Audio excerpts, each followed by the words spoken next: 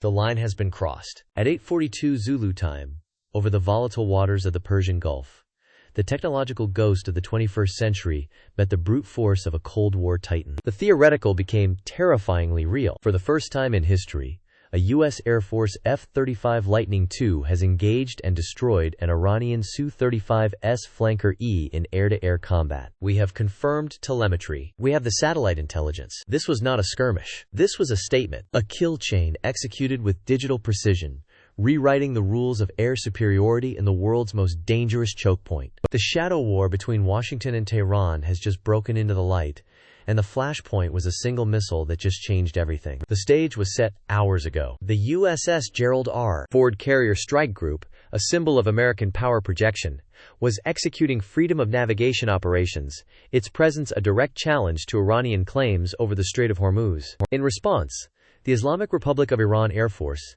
the IRIAF, scrambled its most capable assets from the 8th Tactical Air Base near Isfahan, among them two Su-35S Flankers, Russia's premier 4.5 generation fighter, an aircraft designed specifically to hunt and kill America's best. The Su-35 is no relic. It is a beast of super maneuverability, armed with a formidable array of Vimpel air-to-air missiles and the powerful Irbis-E passive electronically scanned array radar. In the hands of a skilled pilot, it is a lethal dogfighter, a machine built for the visual range knife fight. On patrol, flying a combat air patrol bubble for the Ford, was a single F-35C, call sign Viper 1-1, from the VFA 147 Argonauts. The F-35 is a different kind of predator. It is not designed to dance. It is designed to be a ghost, a flying sensor node whose primary weapon is information dominance. Its low observable, stealth airframe is coupled with the most advanced sensor suite ever put into the sky, the APG-81 ESA radar, the electro-optical targeting system, and the distributed aperture system, a sphere of infrared cameras that allows the pilot to literally see through the floor of his own aircraft. The initial contact was routine. The two Iranian flankers, call signs Zulfikar 3 and Zulfikar 4, were flying a deliberately provocative vector, hugging the edge of international airspace, testing the response time of the American CAP. Viper 1-1, the F-35 pilot, monitored them from a distance of over 80 nautical miles, his aircraft a phantom blip that never fully resolved on the Iranians' radar screens. He was a silent observer, a digital gatekeeper. The Iranians knew something was out there. Standard procedure for the U.S. Navy is to always have eyes in the sky near their carriers, but they couldn't get a solid lock. Frustration mounted in the Iranian cockpit. According to signals intelligence intercepts we have reviewed, the lead pilot, Zulfikar 3, decided to force the issue. He broke formation, lit his afterburners, and accelerated directly toward the F-35's last suspected position. This was the first critical error, a declaration of intent. On board the F-35, the advanced avionics sweep instantly flagged the hostile maneuver. The pilot of Viper 1-1 remained calm. His training, his aircraft's entire philosophy, was built for this exact moment. He was not here to dogfight. He was here to execute a doctrine. Then, the situation escalated from tense to hostile. At a range of 45 nautical miles, Zulfikar 3 activated his Irbis-E radar in its most powerful fire control mode, painting Viper 1-1 with focused energy.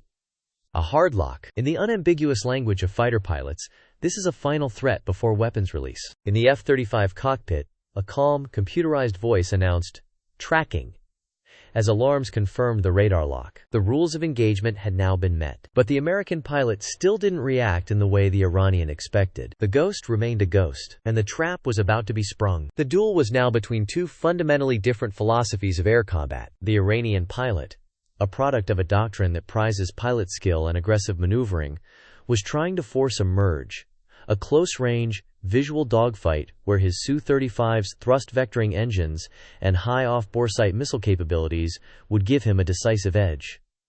He was hunting, relying on his powerful radar and his own eyes to find the enemy. The American pilot, operating a fifth-generation platform, was fighting a different war, a war of information. His F-35 was not just an aircraft.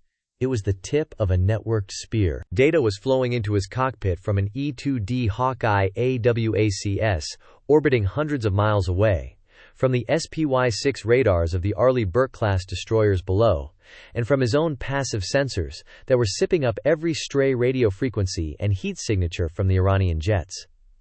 Viper 1-1 used this information dominance to deny the Su-35 what it wanted. Instead of turning to face the threat, he used his stealth to his advantage. He altered his course and altitude slightly, managing his signature, causing the Iranians' radar lock to flicker and break. To Zulfikar 3, the target was a phantom, appearing and disappearing, a ghost in the machine. He pushed his flanker harder, burning precious fuel, his frustration growing with every failed attempt to secure a solid track. This is the psychological warfare component of fifth-generation air combat. The F-35 pilot knew exactly where both Iranian jets were. The Iranian pilots knew something was out there, but they were effectively blind, their most powerful sensors rendered unreliable. It was at this moment that the true nature of the Iranian mission became clear. It wasn't just a probe, it was a coordinated trap. The second flanker, Zulfikar 4, which had been trailing, split off, executing a classic pincer movement. The plan was clear. Zulfikar 3 would act as the bait, forcing the American fighter to react and reveal itself, while Zulfikar 4 would come in from the flank for the kill. It was a textbook tactic, effective against any fourth-generation opponent. But they weren't fighting a fourth-generation opponent. The F-35's situational awareness was total. The pilot saw the flanking maneuver the instant it began. The trap was obvious. The bait was not the American fighter. The bait was the lead Iranian flanker. Zulfikar 3, enraged by his inability to maintain a lock, made the final, fatal mistake. Believing he had a momentary, partial track, he fired. Fox 3! Fox 3! The call would have been made over the Iranian radio. A live R-77, NATO codename AA-12 Adder, was in the air. The first shot in a potential war between two nations had just been fired. The missile screamed towards the F-35's position at over Mach 4. The duel of generations was over. The execution had begun. The moment the R-77 left the rail, the F-35's defenses were already in motion. This is where the billions in research and development are tested in less than a heartbeat. The AN/AAQ-37 distributed aperture system, the sphere of infrared sensors, detected the missile's heat plume instantly, tracking its trajectory from the moment of launch. The pilot didn't need to see it. The plane saw it for him, from every angle, simultaneously. An alert flashed on the pilot's helmet display.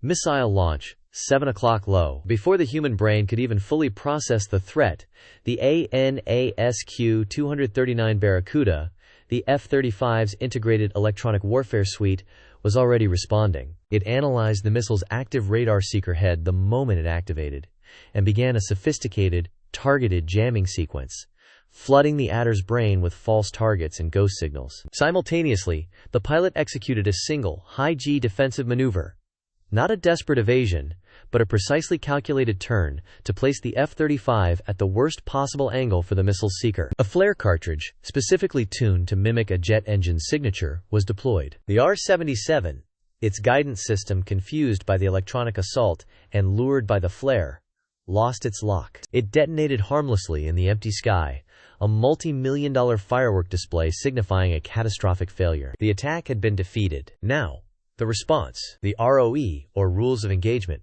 were crystal clear. Viper 1-1 had been fired upon. Hostile intent was established beyond any doubt. The pilot received authorization from the AWACS controller in a single, encrypted data burst.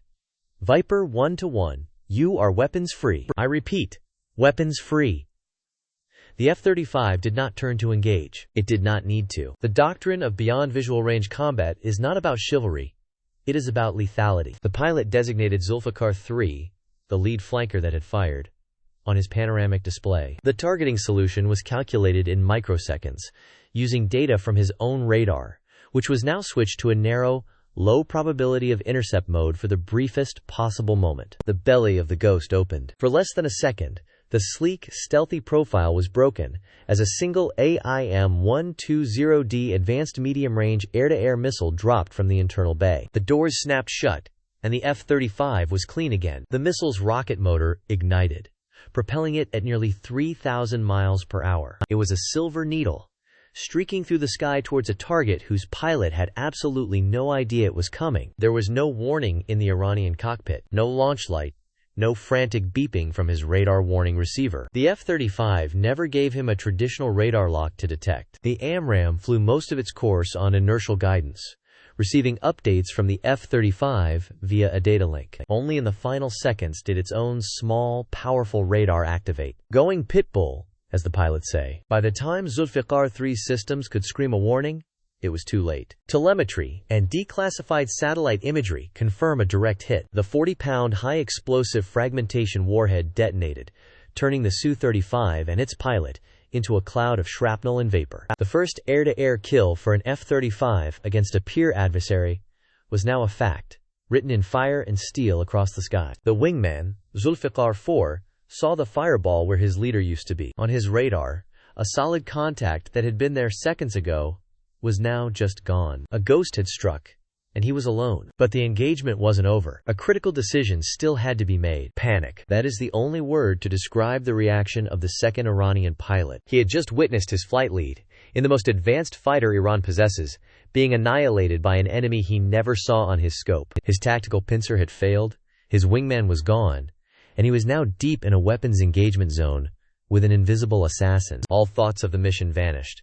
replaced by the primal instinct to survive. Zulfikar-4 broke hard, banking sharply and engaging his afterburners, streaking for the safety of Iranian airspace. He was no longer a threat, he was a fleeing target. In the cockpit of Viper 1-1, the pilot now faced a choice that carried immense geopolitical weight. He had a lock. He could, within the rules of engagement, eliminate the second aircraft. It was a hostile that was part of the initial attack. A second kill would send an even more devastating message to Tehran. But the objective was not annihilation. It was de-escalation through overwhelming technological superiority. The hostile act had been the missile launch from the lead aircraft. That threat had been neutralized. The mission was to defend the carrier strike group, a mission that had been accomplished. The decision was made. Viper 1-1 did not fire. He held his position, a silent sentinel in international airspace, watching the second flanker retreat. He had proven his point. The immediate aftermath was a storm of controlled chaos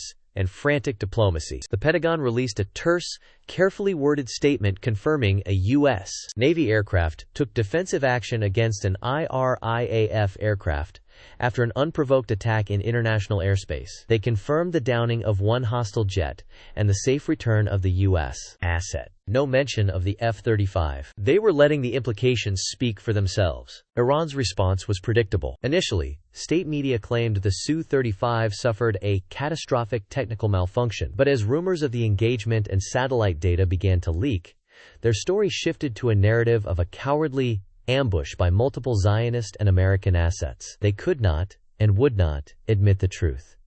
That their best fighter was eliminated in a one-on-one engagement where it was completely outclassed. The strategic calculus in the Middle East has now been fundamentally altered. The invincibility of American fifth-generation air power is no longer a talking point for defense contractors. It is a proven combat reality. The psychological impact on the IRIAF pilot corps cannot be overstated. How do you fight an enemy you cannot see, an enemy that can strike you with impunity from beyond the horizon? Iran's conventional air deterrent has been exposed as a paper tiger. This event will likely force Tehran to double down on its asymmetric strategies: drone swarms, ballistic missiles, and proxy warfare through groups like Hezbollah and the Houthis. If they cannot challenge the United States in the sky, they will continue to challenge them in the shadows and on the seas. This single kill may have prevented a larger conventional battle, but it may have just poured gasoline on the fire of the region's shadow war. The Gulf of Thunder has fallen silent for now, but the echoes of this engagement will be felt for years to come. It was a victory of data over steel, of situational awareness over raw power. A new chapter in aerial warfare has been written, and the central question we are now left with hangs heavy in the air. Was this decisive engagement a necessary lesson that will enforce peace through strength, or was it the first shot of a wider, unstoppable conflict? What do you think will be Tehran's next move? Let us know in the comments below. For round-the-clock, no-compromise analysis on this escalating crisis, make sure you are subscribed to Breaking the Front and have activated all notifications. This is where the front line is drawn. Stay